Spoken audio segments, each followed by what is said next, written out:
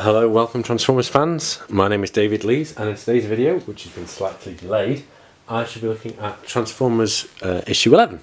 Apologies for the delays in producing this video, it's been a busy time. Lots of activity at home, not so much in the Transformers universe, but let's get cracking. Transformers number 11, Elita 1 and Bumblebee featuring on my cover. We'll jump straight into the story so far. Just to say that Sentinel Prime features in this issue in about 2 pages, and that's it. Showing once again how very little the Autobots actually feature in this story. They seem to be passengers in the plot rather than actually driving it, so that's when it's becoming increasingly apparent. The recap, Megatron and Orion Pax talking, Orion trying to get Megatron to agree to harmonise and unity and all these other things, and so on. Megatron saying, take it from someone who knows, weapons are, words are like weapons, but they're very dangerous and the shrapnel goes everywhere, so watch out for that. Megatron sounding off at Shockwave because Shockwave's acting a little recklessly, pushing Megatron's agenda faster than Megatron really wants to go. He needs the Autobots pushed towards repression, not aggression, and make the Decepticons look like a solution rather than the aggressors. Megatron really is very savvy, and it comes through beautifully in last issue and in this one. The investigation, if you can call it that, into Rubble's death continues. Prowl goes to the Decepticon base, asks for access to Barricade, who has been withholding evidence and information. Beautiful one-page single shot of Soundwave saying no. Sentinel Prime coming in. There are heads I want to smash together, all bluster. Really disappointing because all we see of Sentinel Prime is the single page, and that's it. He appears in 3 frames and disappears again. So I really hope you weren't built up too much into looking at Sentinel Prime. Here he is talking to Orion, talking about the issue with Prowl trying to get into access Barricade from the Decepticon base. There's a barricade outside, haha. Megatron has disappeared. Starscream sticks his oar in. He's as manipulative and conniving as ever.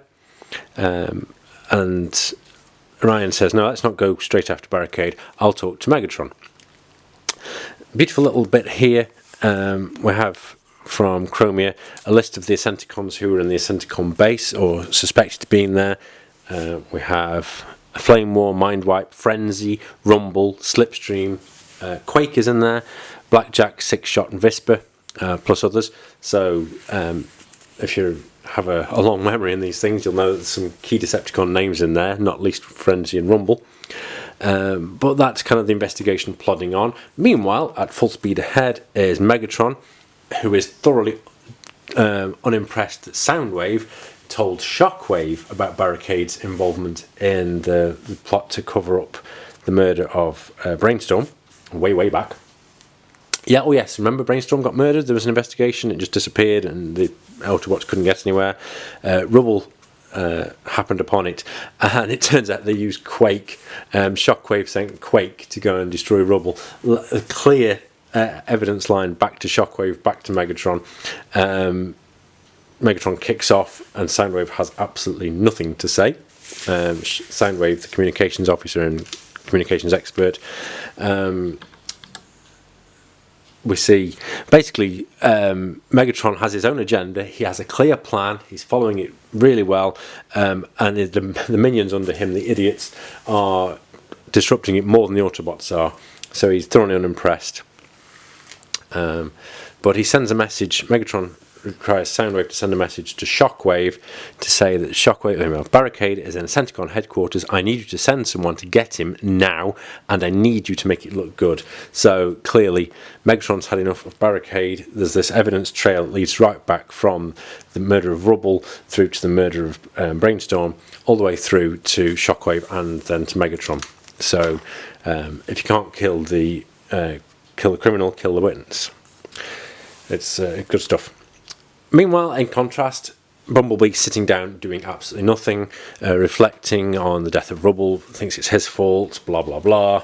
Orion apologises again, comes across as weak, inept, incapable, Really disappointed in the portrayal of Orion Pax.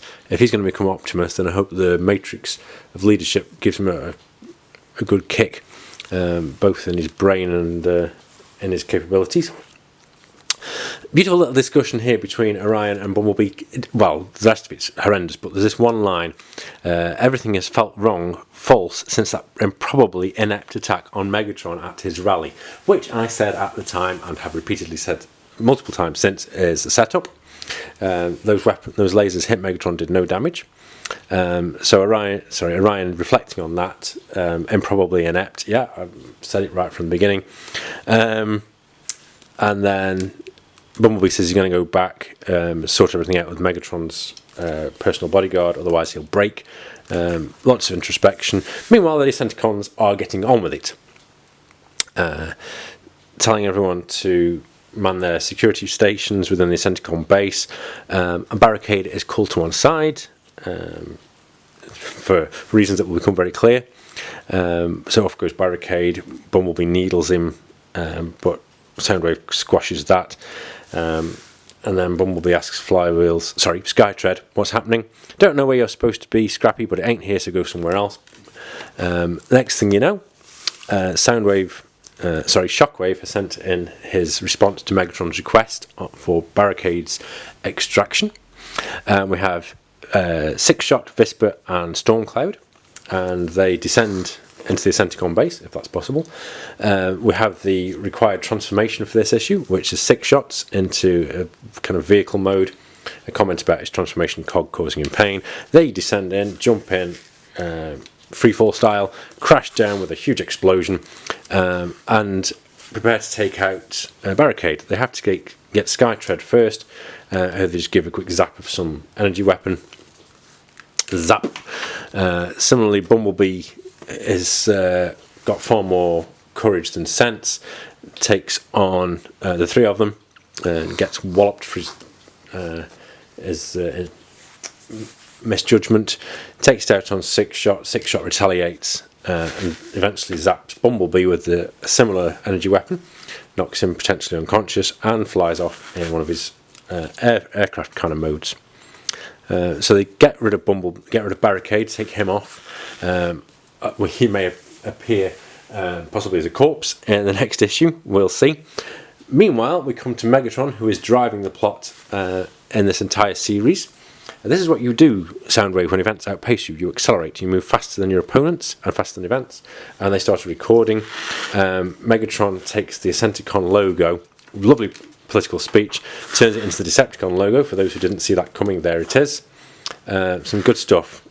So the considerable change there. There's the usual alternate covers. I'm just going to jump straight to Transformers Galaxies, out this month. This is September. I have mine on order with my local gaming store, my local comic book store, and I'll be reviewing that as parallel with this. Hopefully it'll do a lot better than this. This is Transformers Bold New Era, excuse me. Not as good as I thought it would be. I'm hoping for more from Transformers Galaxies. I hope you enjoyed this video. Apologies, it's shorter than usual. Hopefully you preferred it being shorter. Please do, as ever, like, comment, subscribe, all those other YouTubey things. I'll be back soon with Transformers Galaxies, Transformers issue 12, and I will eventually get around to doing Star Trek Year 5 reviews as well. Thank you for your time, and I'll speak to you again soon. Bye-bye for now.